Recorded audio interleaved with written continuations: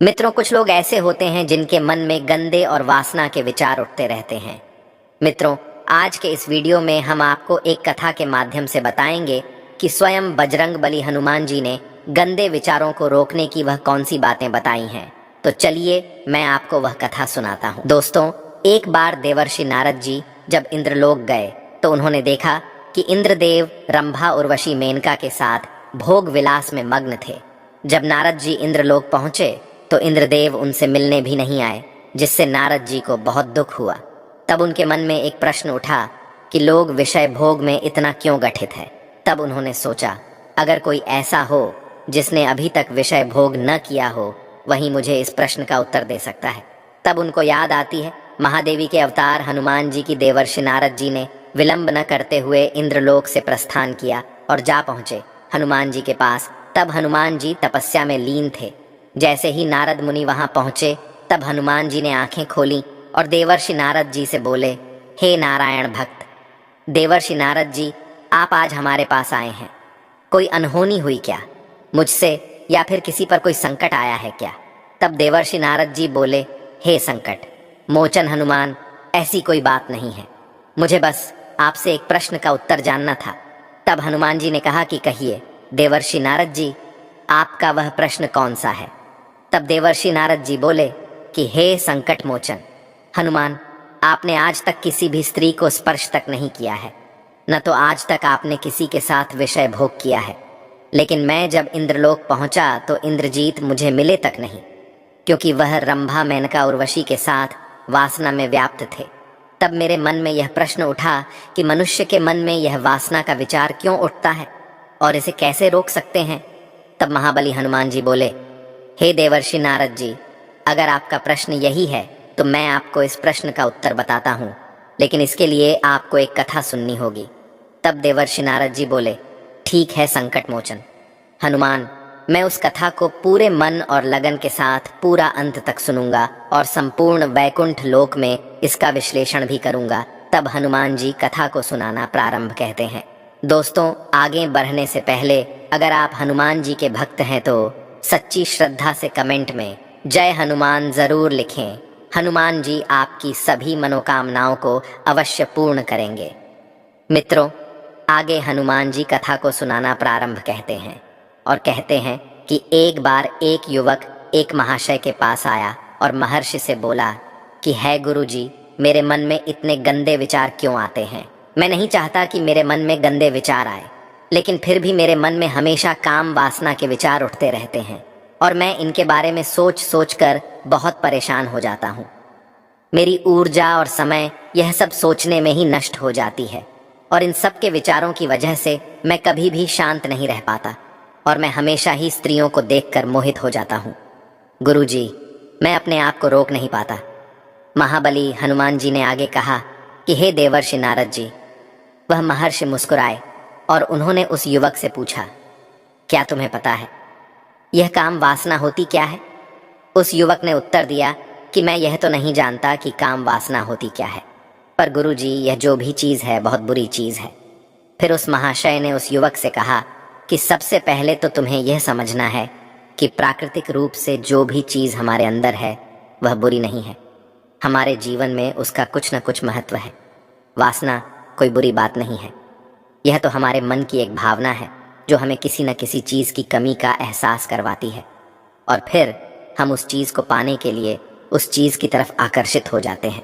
वह महाशय आगे उस युवक को कहते हैं कि हे युवक, जैसे अगर तुम्हारे पास धन की कमी है तो तुम में धन पाने की वासना उत्पन्न हो जाएगी। तो वासना कुछ और नहीं, बस एक प्रकार की कमी है जो एक प्रकार की ज़रूरत का एहसास दिलाती है, और जब यह ज़रूरत शारीरिक हो तो हम इसे काम वासना का नाम देते हैं। युवक ने महाशय को कहा कि गुरुजी, मुझे काम वासना का मतलब तो समझ में आ गया, पर आप मुझे यह बताइए कि यह आती कहाँ से है और कैसे आती है? हनुमान जी ने आगे कहा कि हे देवर्षि नारद जी। तब उस महर्षि ने कहा कि काम वासना कहीं से आती नहीं है, यह तो हमारे अंदर ही होती है और इसका होना तो ज़रूरी भी है। अभी तो मानव जाति का विस्तार होगा। अब उस युवक ने कहा, जब यह हमारे अंदर ही है और ज़रूरी भी है तो फिर लोग इसे गलत क्यों बोलते हैं? तरबूज महर्षि ने कहा कि यही तो समस्या है। लोगों ने काम वासना को गलत तरीके से सोच लिया है। इसे छुपाने की, दबाने की कोशिश करते हैं। काम वासना गलत नहीं है, बल्कि काम वासना का गलत तरीके से प्रयोग करना गलत बात है। लोग जिससे प्रेम करते हैं बस उसी के लिए जीने लग जाते हैं। उसे पाना ही उनका अपना मार्ग बन जाता है और उसी के बारे में हमेशा सोचते रहते हैं। पर यह सब गलत है। हनुमान जी ने आगे कहा कि हे देवर्षि नारद जी, महर्षि ने युवक से कहा, क्या तुम्हें पता है जानवरों में भी काम वासना होती है? उस युवक ने उत्तर दिया, हाँ गुरुजी, जानवरों में भी काम वासना होती है, क्योंकि जानवर भी तो आखिर अपने वंश को आगे बढ़ाने के लिए मादा के साथ व्याभिचार करते हैं। उस महर्षि ने आगे कहा कि हम जानवरों की काम वासना को गलत क्यों नहीं कहते? युवक ने कहा, गुरुजी, मुझे इस प्रश्न का उत्तर नहीं पता। युवा आगे कहता है कि महात्मा आप ही मुझे बताइए। तब महर्षि ने कहा कि जानवर अपनी काम वासना का प्रयोग आनंद प्राप्ति के लिए नहीं करते, वह तो सिर्फ संतान उत्पत्ति करने के लिए काम वासना का उपयोग करते हैं। जानवरों को प्रकृति ने इतनी समझ नहीं दी है कि वह काम वासना को अपने सुख का आधा बना सके। हनुमान जी ने आगे कहा कि हे देवर्षि नारद जी, वह महर्षि आगे बोला कि मनुष्य अपनी समझ के बलबूते पर प्रकृति में पाई जाने वाली प्रत्येक वस्तु को अपने सुख के लिए प्रयोग करता है। हम इंसानों ने ही काम वासना को अपने सुख का साधन बना लिया है, परंतु प्रकृति ने तो इसे हमें अपने वंश को आगे बढ़ाने के लिए दिया था, लेकिन प्रत्येक इंसानों ने इसे अपने जीवन का परम लक्ष्य बना रखा है और इस तरह से काम वासना का आ जाना गलत है। हनुमान जी ने आगे कहा कि देवर्षि नारद जी, युवक ने पूछा, महात्मा जी, यह काम वासना हम पर हावी क्यों होती है? यह हमेशा ही क्यों आ जाती है? तब उस महात्मा ने कहा कि सुनो, अब मैं तुम्हें एक कहानी सुनाता हूँ, उसे तुम ध्यानपूर्वक सुनना। तुम्हें तुम्हारे सारे सवालों का जवाब तुमको मिल जाएगा, बस तुम्हें ध्यान से सुनकर समझना है। युवक ने कहा, ठीक है गुरुजी। वह महर्षि आगे कहता है, एक बार की बात है, एक आश्रम में एक गुरु और उनके शिष्य रहा करते थे। सभी बच्चे रोजाना आश्रम के बाहर स्थित देवरिया नामक एक गांव में भिक्षा मांगने के लिए जाते थे। महाबली हनुमान आगे कहते हैं कि वह से उस युवक से आगे कहता है कि उसी आश्रम का एक शिष्य जिस गांव में भिक्षा लेने जाता था, उसी रास्ते में एक नदी मिलती थी। एक दिन उसने देखा कि एक युवक वृक्ष के पीछे छिपा है। वह उस युवक के पास गया और उससे जाकर बोला, भाई, तुम इस वृक्ष के पीछे छिपकर क्या देख रहे हो? तब उस पेड़ के पास छुपे हुए युवक ने कहा, अरे तुझे नहीं दिख रहा क्या कि मैं क्या देख रहा हूँ? तब शिष्य नदी की ओर देखा तो वहां पर कुछ युवतियां पानी भर रही थीं। तब उस शिष्य ने उस युवक से कहा, अरे भाई, वहां पर तो युवतियां पानी भर रही हैं, इसमें छिपकर देखने वाली क्या बात है? युवक शिष्य की तरफ देखकर कहने लगता है, अरे पागल, तुम्हें दिखाई नहीं दे रहा क्या कि कैसे यह औरतें नदी से पानी निकाल रही हैं? जरा उनकी अदाओं को तो देखो, उनके कोमल शरीर को देखो, उनकी पतली कमर मटके को उठाते समय बल खाती चाल को तो देखो, और उनके बाल उनकी कमर पर कैसे लहरा रहे हैं। मानव सुंदरता बिखरी हो। शिष्य ने फिर नदी की तरफ देखा और इस बार वह इसे देखता ही रहा, परंतु अभी तक उसे तो कुछ भी नजर नहीं आ रहा था और वह बिल्कुल निर्भय था। उसे किसी भी बात का कोई डर नहीं था। लेकिन अब वह छिप के उन युवतियों को देखने लगा, और जब वह छिपकर युवतियों को देख रहा था, तभी वह अचानक अंदर से अपने ही अंतर्मन से कांप गया और उसने कहा कि यह हमें क्या कर रहा हूँ? मैं जो कर रहा हूँ वह सही नहीं है, मुझे यहाँ से चले जाना चाहिए। और फिर वह जल्दी से वहाँ से चला गया। वह आश्रम पहुँच जाता है। महाबली बजरंगबली आगे कहते हैं कि देवर्षि नारद जी, वह जाकर अपने कार्यों में लग गया, लेकिन जो वह आज देख कर आया था, अब भी वही उसकी आंखों के सामने बार बार आ रहा था। उसके मन में वही दृश्य चल रहा था। उसका मन वही सब कुछ देखने के लिए उतावला हो रहा था। उसका किसी भी काम में मन नहीं लग रहा था। सुबह होते ही बहुत जल्दी ही शिक्षा के लिए निकलता है और उस नदी के पास वाले वृक्ष के पास जाता है जहां पर वह युवक पहले से मौजूद रहता था। वह शिष्य भी उसके साथ मिलकर युवतियों को छुप छुप कर देखने लगता है।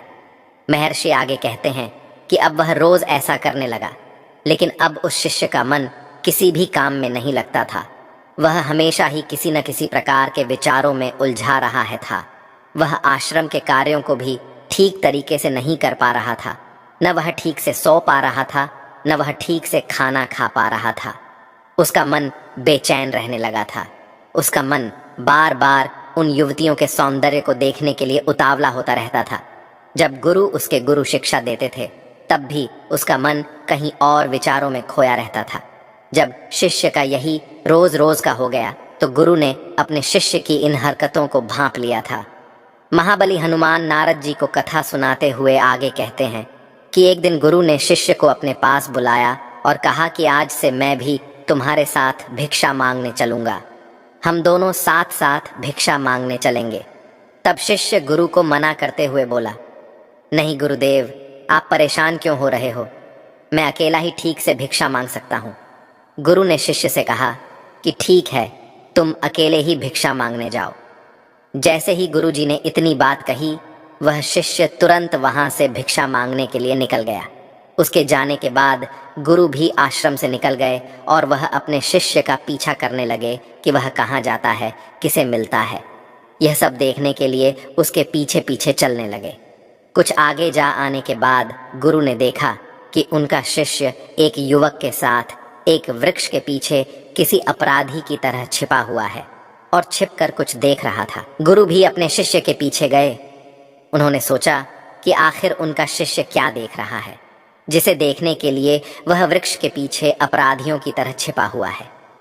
तब गुरु ने देखा कि उनका शिष्य वृक्ष के पीछे छुपकर युवतियों को देख रहा है जो कि नदी से पानी भर रही थी। तभी गुरु बोल पड़े कि शिष्य, तुम यह क्या देख रहे हो? अपने गुरु की आवाज सुनकर वशिष्ठ घबराकर विचलित हो गया और उसके पसीने छूटने लगे। वह धीर वीर पुरुष थर थर कांपने लगा, जैसे किसी चोर को चोरी करते समय रंगे हाथों पकड़ लिया गया हो। उसकी हालत खराब हो गई। वह कुछ भी नहीं बोल पा रहा था। वह अपने गुरु से नजर भी नहीं मिला पा रहा था। गुरु ने शिष्य की तरफ देखा और कहा कि हमारा शिष्य तो निर्भय था, उसे तो किसी भी चीज का डर नहीं लगता था, लेकिन यह क्या, तुम तो डर के मारे कांप रहे हो। शिष्य ने गुरु से कहा कि मुझे माफ कर दो गुरु जी, मेरा इसमें कोई दोष नहीं है। मेरे साथ यह जो युवक है, इसमें ही मुझे बहका दिया है, लेकिन मैं आपसे प्रेम करता हूं कि आज के बाद मैं ऐसा दोबारा नहीं करूंगा। दो गुरु ने शिष्य से कहा कि कोई बात नहीं, पर इस बात का तुम ध्यान रखना कि हम जैसी संगति करते हैं वैसा ही फल हमें प्राप्त होता है।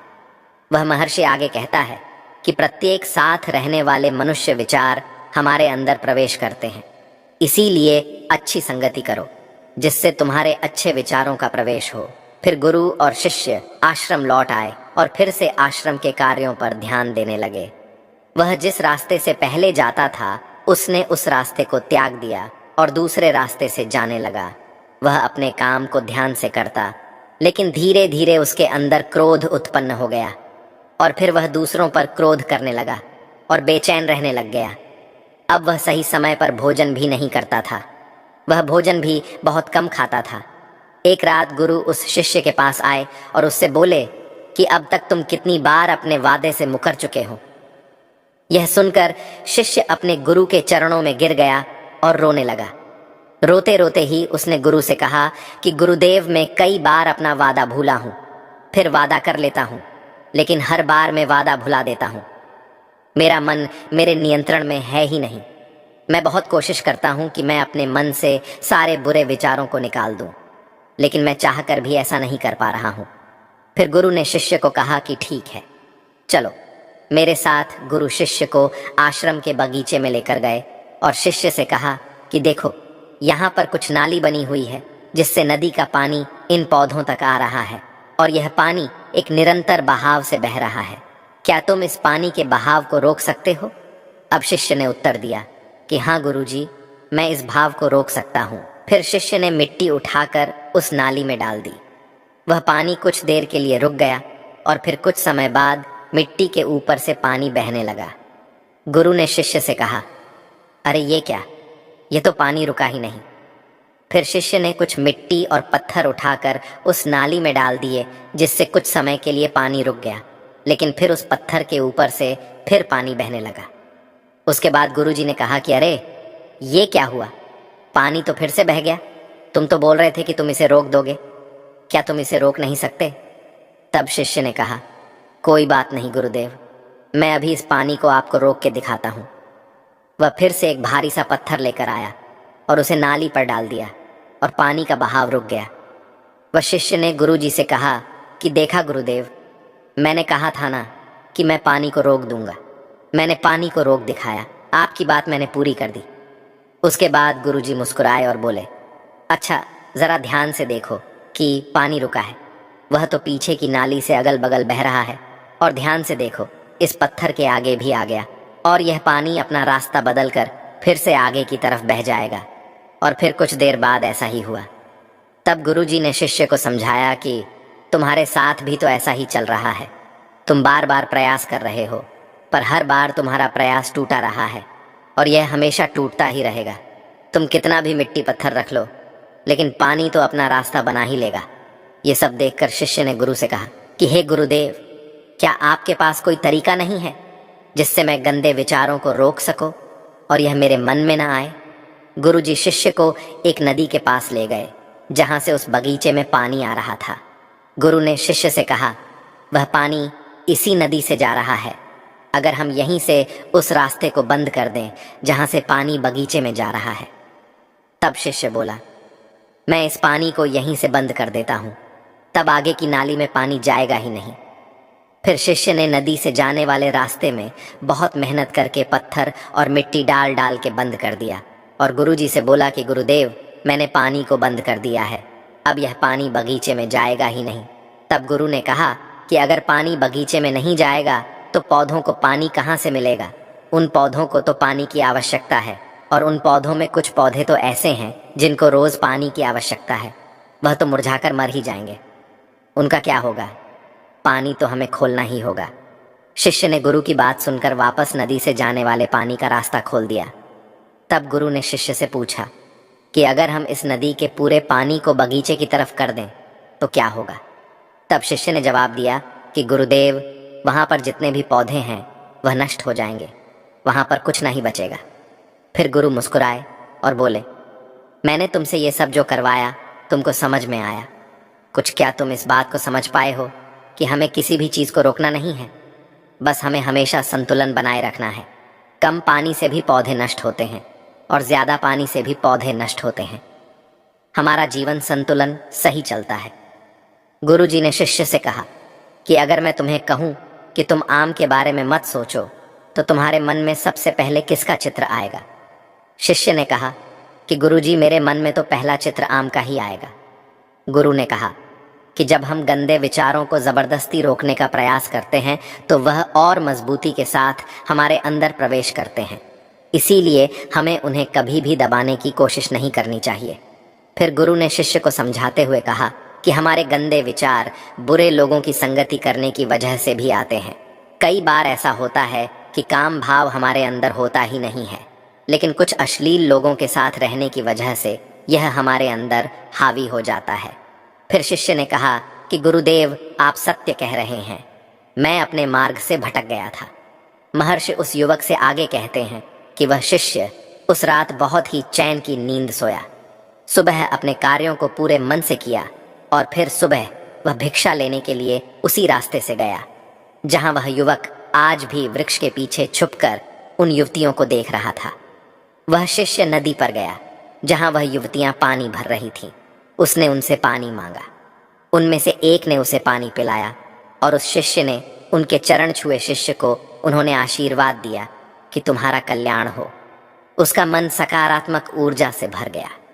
उसके चेहरे पर मुस्कान आ गई थी, जैसे उस शिष्य को कुछ खोया हुआ वापस मिल गया हो। वह वापस अपने रास्ते से जाने लगा।